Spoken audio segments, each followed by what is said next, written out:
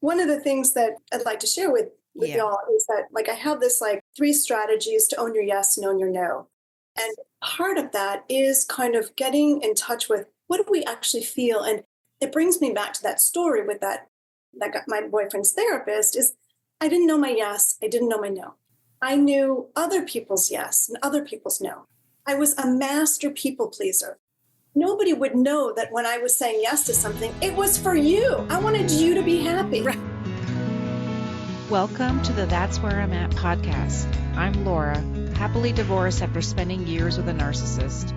I believe keeping secrets will make you sick and that they always come to light in the end. As women, we're often told to be quiet, don't share your story, don't talk about the things we go through. It's making women sick, sad, and suicidal. We don't have to be on the other side to share our story. This show is for the women still in the middle of the mess, but showing up bravely as they heal. It's time to share these stories with each other so we can learn, grow, and heal together.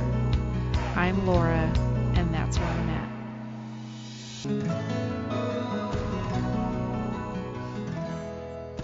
Please take note that this episode may contain subjects that may be triggering to certain listeners. Please take care when listening today. Hi, guys, and welcome back to the That's Where I'm At podcast. Today, I have Claudia.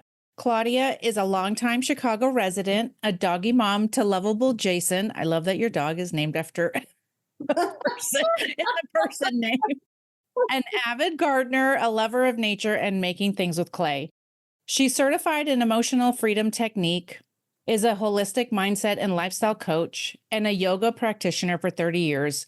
She has been a keynote speaker for several in-person women's events, host of the Healing Summit, featured on the Holistic Monitor podcast, and a keynote speaker at a few National Association conferences. So welcome, Claudia. Laura, thanks so much for having me. I'm looking forward to our conversation today.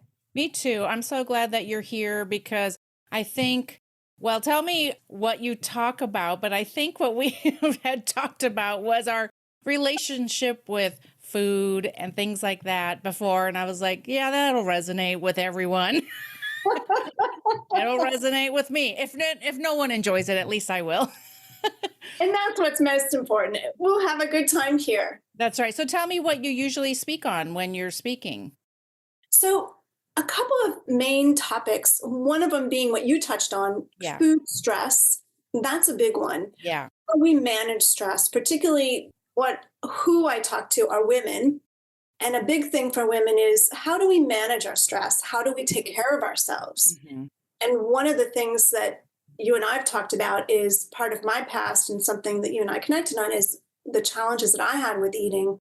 And so I always bring that into conversations that I have in the talks that I offer because there's somebody listening who's got a similar struggle. Yeah. And I know it is a very common approach to managing stress. Right. It is, isn't it? It seems like it's socially acceptable in a way you can, I don't know, it's not like something you have to hide, right? Necessarily. Maybe I don't know if that's the reason why it's something we go to right away rather than like some people may go to drugs or shopping or whatever, but I don't know. It seems like it's easy to do because we have to eat, right? Exactly. We have to eat. It's so accessible and it's a very common thing, kind of a common theme.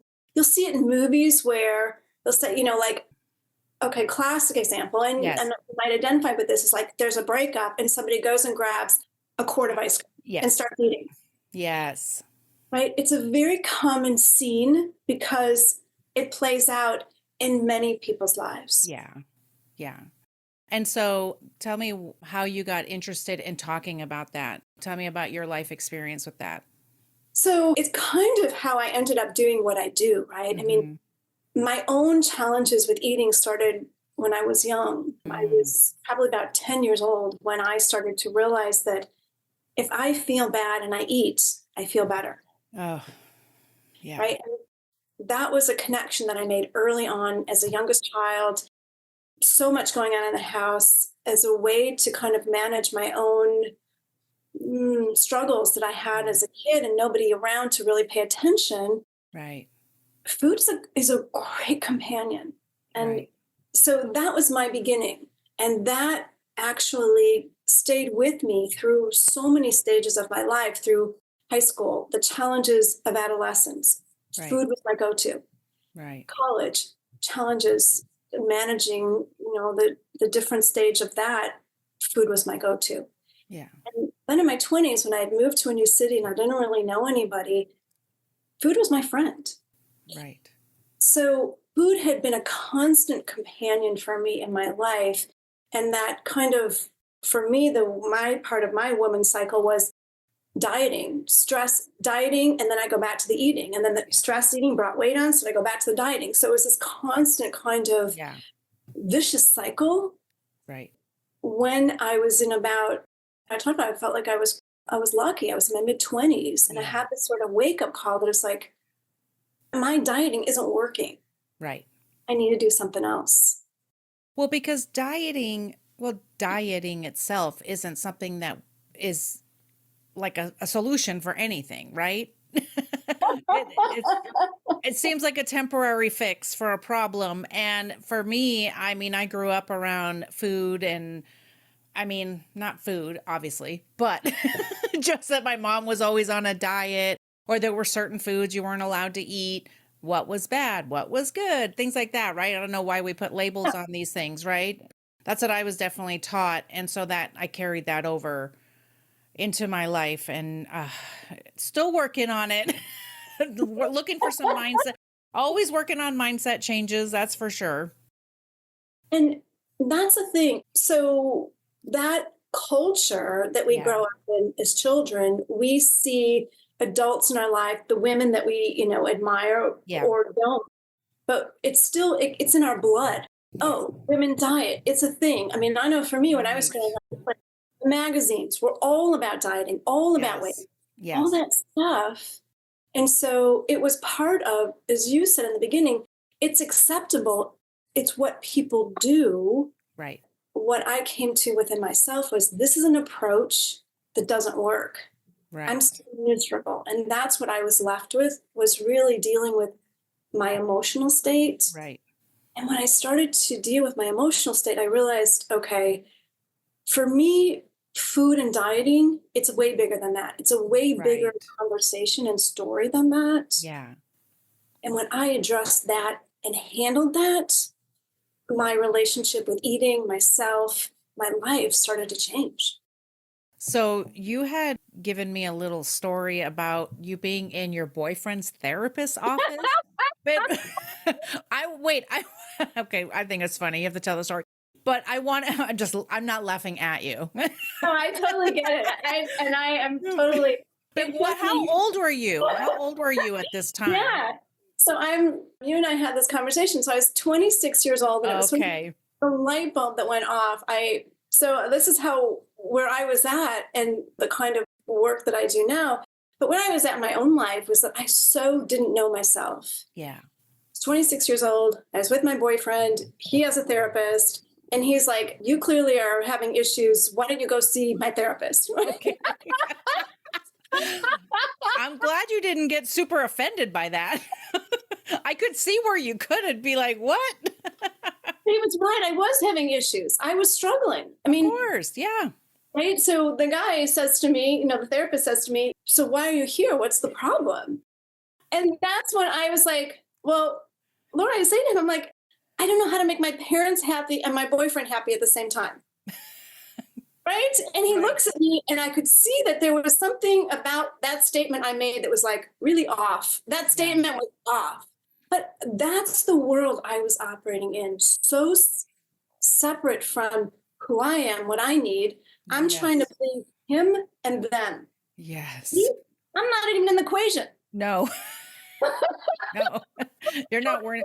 Well, and I feel like, I mean, was that something that like all your life, that's kind of how you were, right? I mean, if there's chaos around you, you're not putting yourself first. No, right? I mean, to me, that was why food was such a Yeah. great companion Right. because no one's, I mean, I know I'm not alone. And when you're hearing the story, I mean, I know there are many women who, Yes.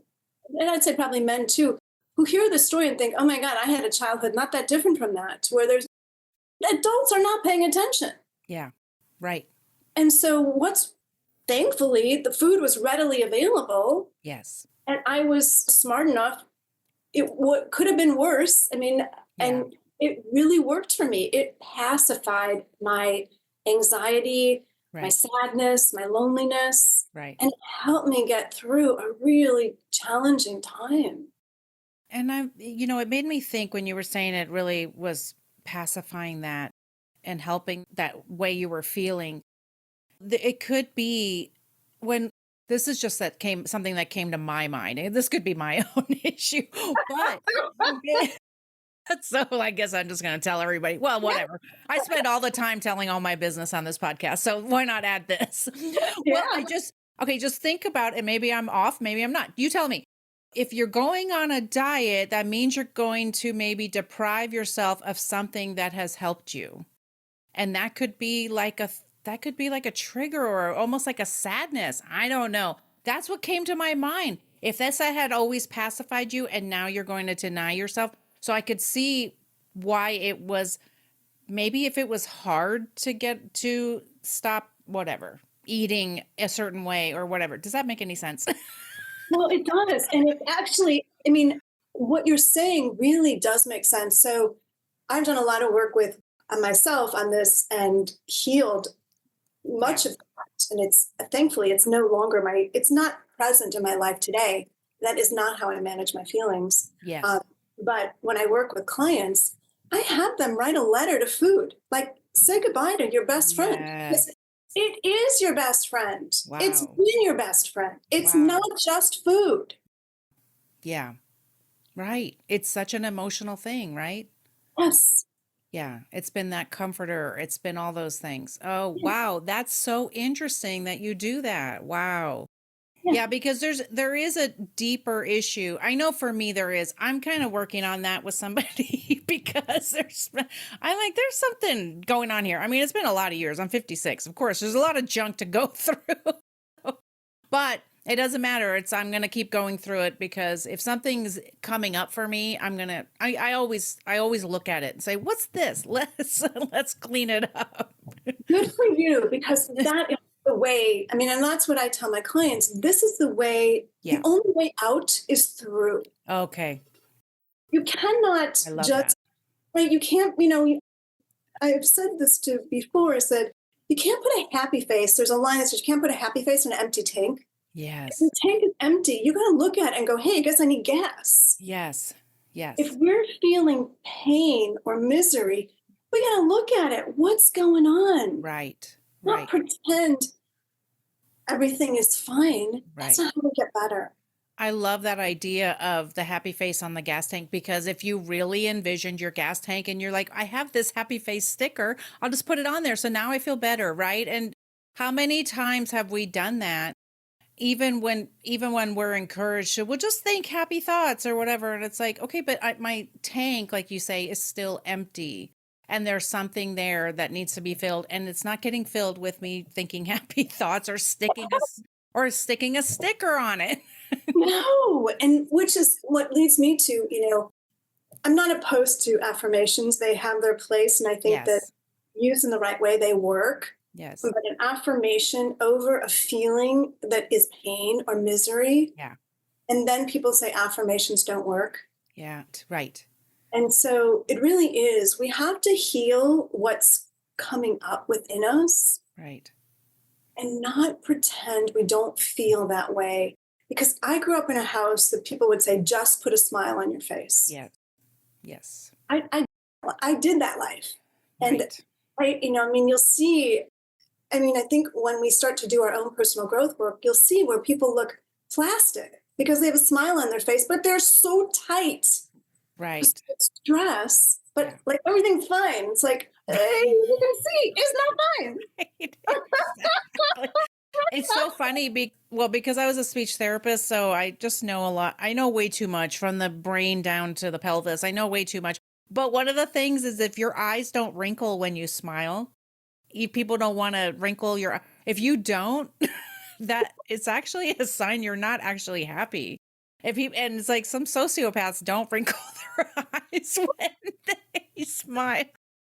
I just learned something new. I didn't know that. Okay. Yeah, you have people that are like, you have to go on YouTube, but you smile like this, and then this doesn't, like, your eyes don't wrinkle or they don't close up a Well, little it doesn't bit. go all the way. It's Yes. not a true smile. Right. You're pretending.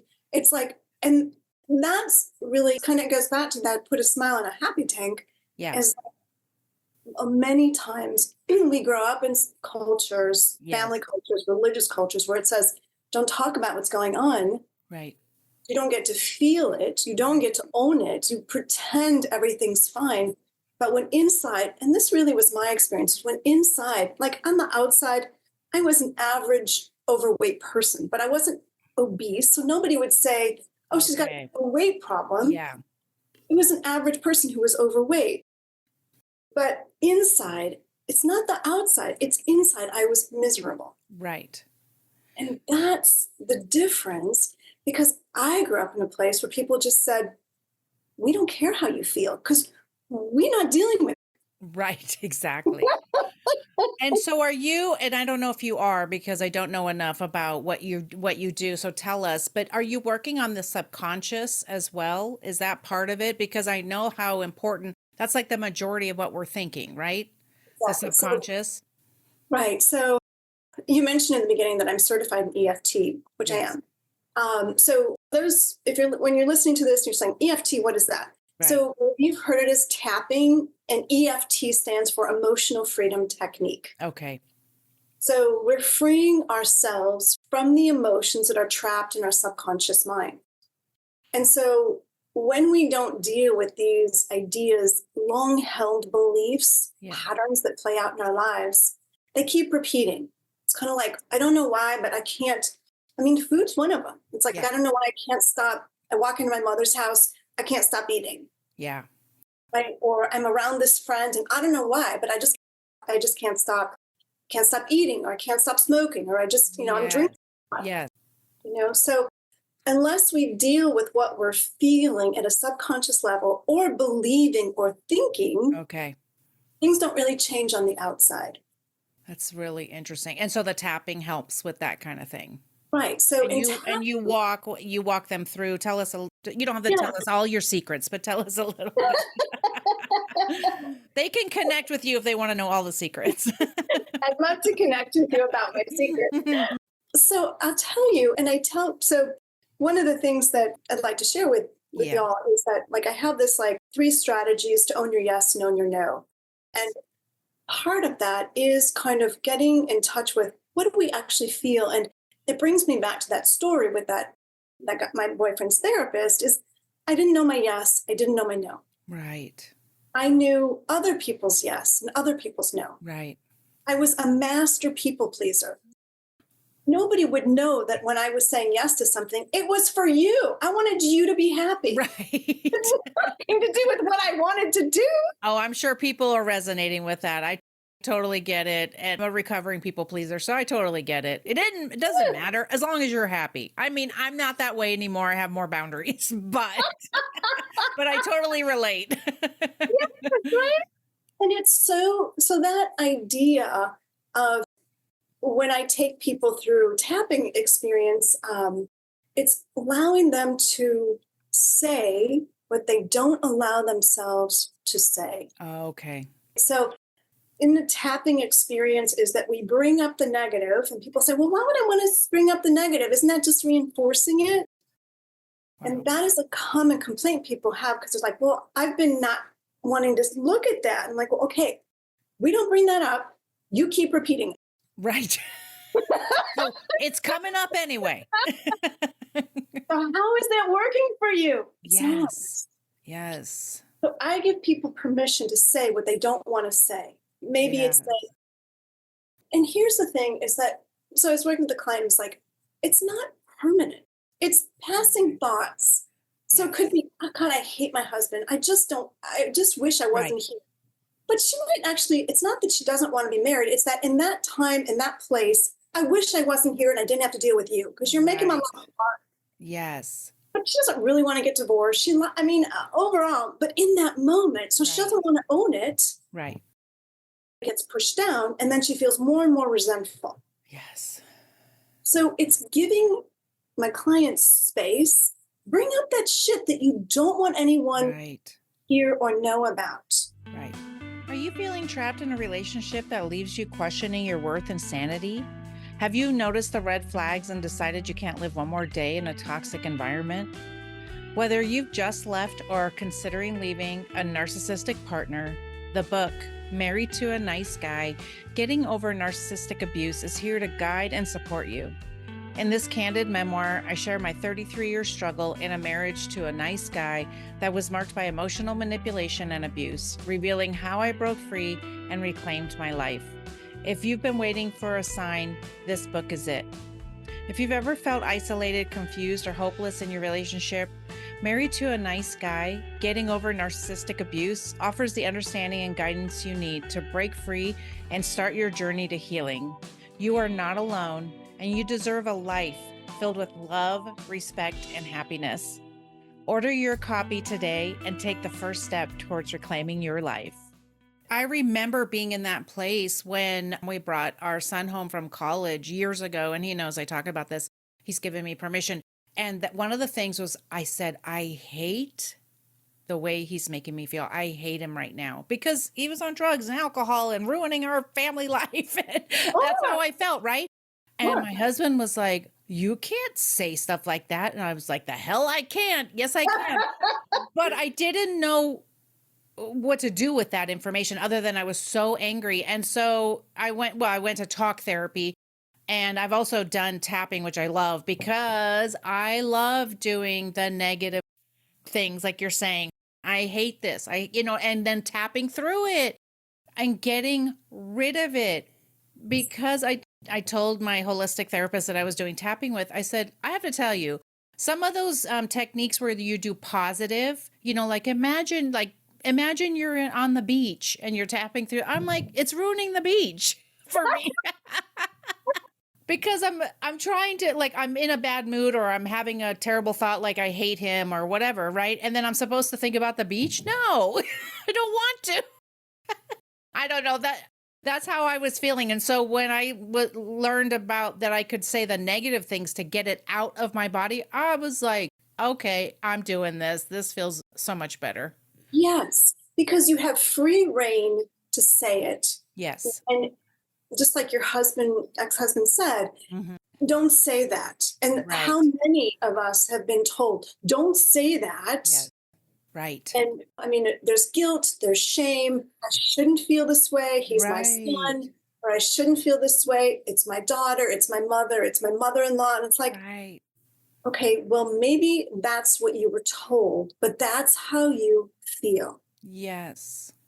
And that you're so right about that when other people might be telling you, you shouldn't feel this way. You shouldn't be thinking that way. You shouldn't even be saying those things. But really, we're walking around with this. They'll feel like that anger is going to come out in a different way if we don't get these words out.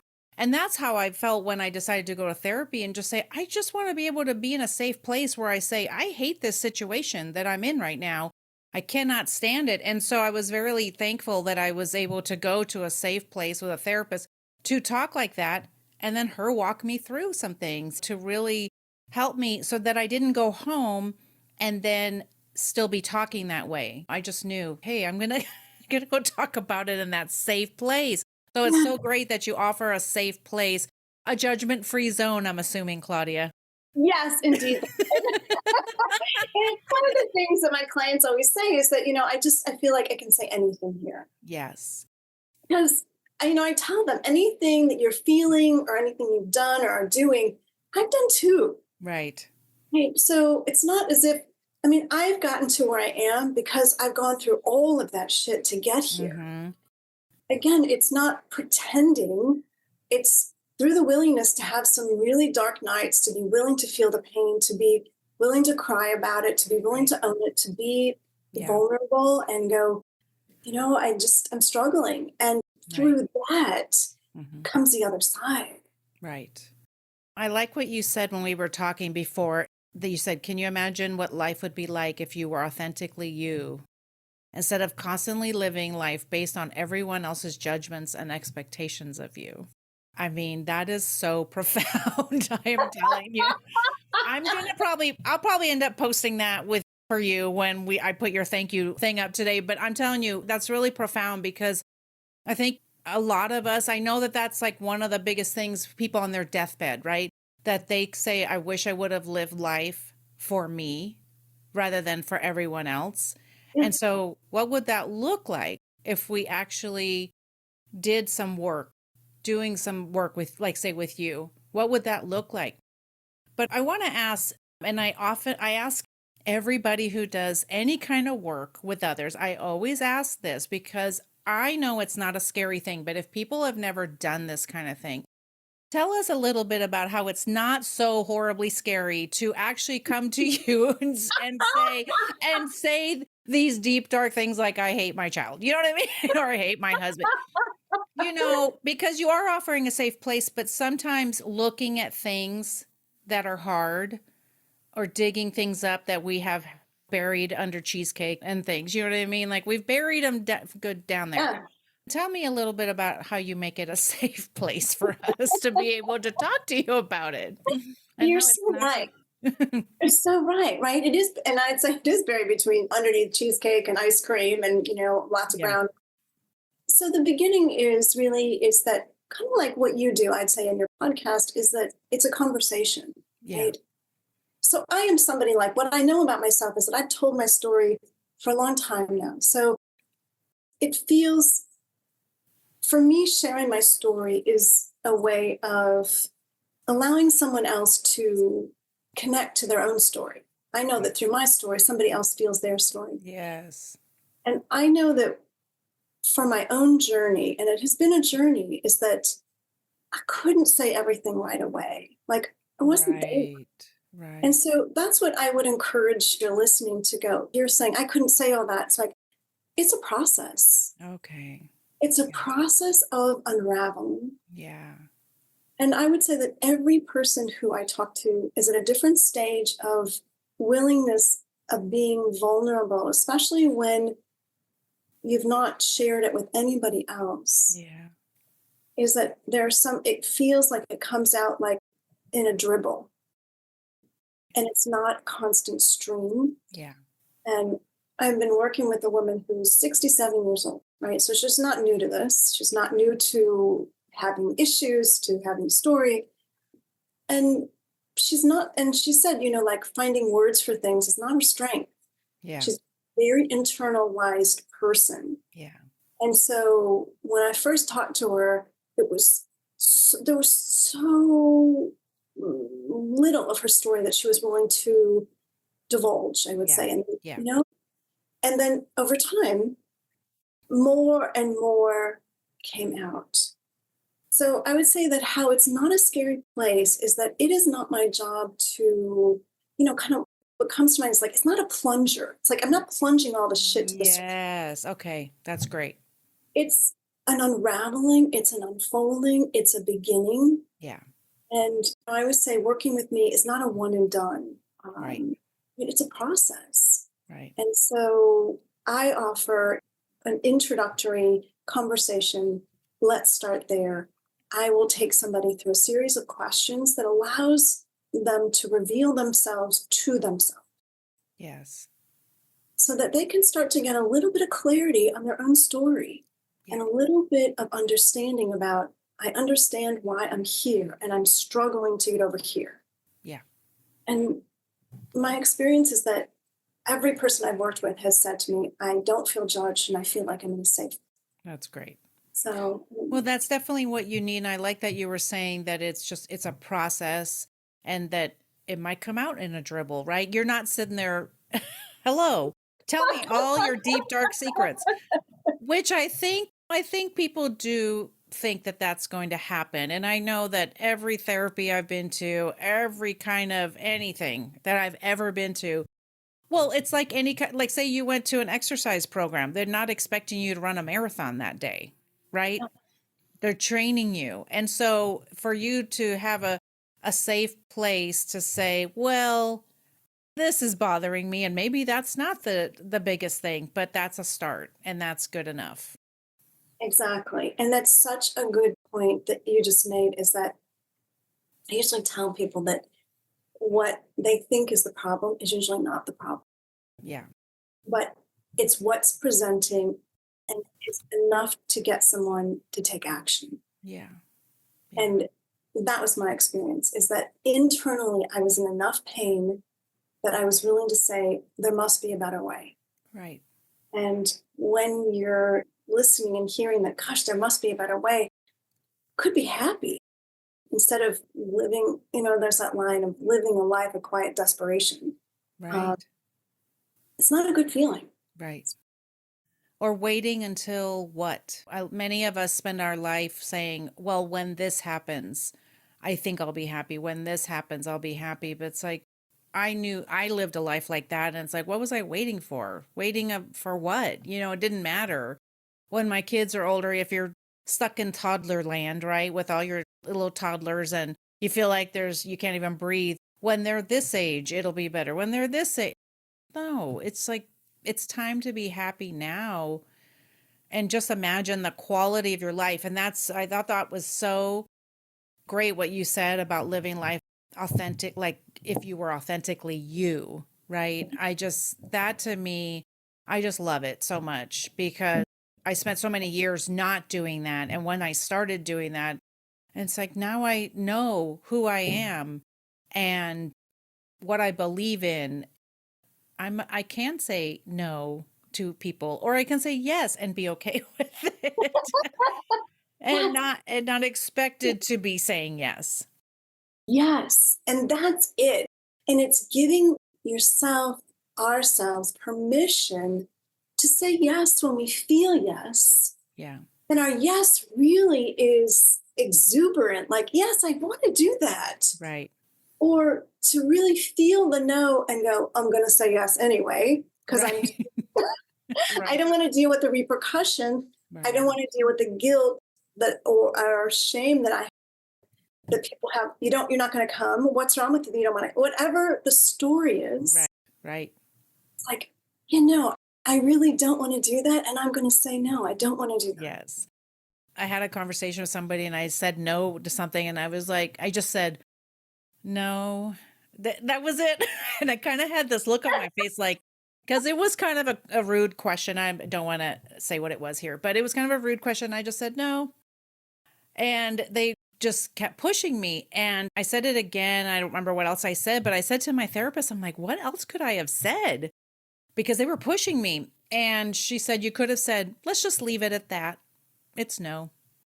And I was like, oh gosh, that's gold. Like I will be using that everywhere. Let's just leave it at that. It's no or whatever. It's like, or I'm coming at 6. Oh, I really want you there at 5. Well, I'm coming at 6. And well, why?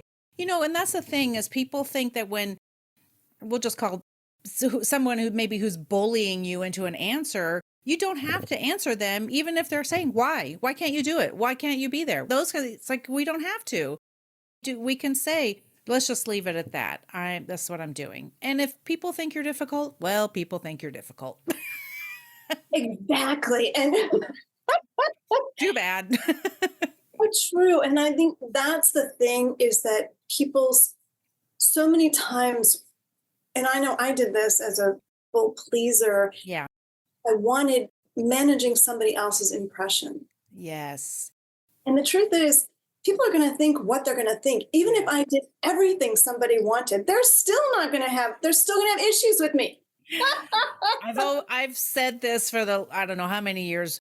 What other people think of me is none of my business. This is, I know that that's hard and the people pleaser inside of me screams at that. And then other time, because I do every once in a while, I'll be like, what? Oh gosh, somebody didn't like something. But then I think I'm being authentically me. And the people usually who have a problem with you are people who benefited from you not having enough boundaries.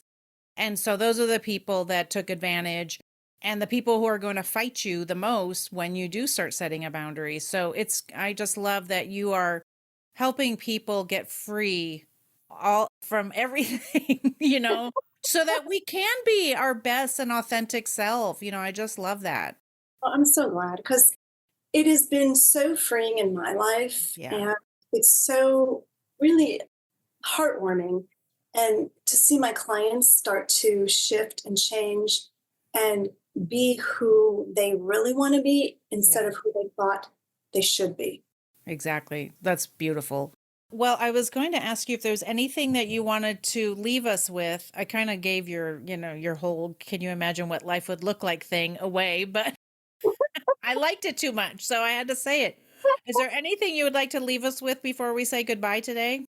Well, I would love for each of you who's listening to really ask yourself, what would my life be like if I was authentically me and not living to please others and Yes. living my Yes. life based on guilt and obligation, letting go of the exhaustion and overwhelm at trying to please Yeah. others. And I'd really love to offer a gift, and the gift is an opportunity to put into practice three strategies that I've created. You can really own your yes that we were talking about and own your no. I love that. So I hope that you will take advantage of it and practice it, because that's how things change, is by putting it into practice. And Yes. these are things that I have used, continue to use, share with clients, because it makes a difference. And what I Yes. know is that our current thinking got us to where we are. Yes. And if we're not excited about where we are, then we need a bit of an upgrade. Yes. I love that. And we'll put all that information in the show notes because I really think people should connect with you if any of this resonated with them. So, Claudia, thank you so much for being here and sharing your expertise and your stories with us. I really appreciate you being so honest and helping us because I know it's going to resonate with a lot of people. I really appreciate it. Oh, Laura, thank you so much. This is a fabulous conversation. I love the show that you're offering people. I'm so glad. Thank you. I always love it when people say that. It's so sweet. Well, because I the same way you are, right? You're working with people, but it's nice to be told that it's making a difference or whatever. You want the good feedback, right? We want that. We do. We, We're here for a reason and we want to be celebrated. So I celebrate you thank you. wholeheartedly. I appreciate that. So, guys, if anything resonated with you today, will you please go to social media and leave a comment? Also, leave a review on Apple Review and on Apple Podcasts and Spotify. And that way you can let Podcast Land know that you like the content we are talking about. So, thanks again, Claudia. And we'll have all her information in the show notes so you guys can connect with her. Please take advantage of the things that she's offering to you because I think it's going to make a difference in your life. Thanks again, Claudia. Thank you. Welcome. Thank you, Laura. All right. Bye-bye. Thank you for joining me today on the That's Where I'm At podcast. Did the story today resonate with you? Do you think others would benefit from hearing the stories we are telling? Please go to Apple or Spotify right now to leave a review so everyone in podcast land will know you love the show. We want to continue sharing stories of hope and healing. I'll be back next time. I'll talk to you then.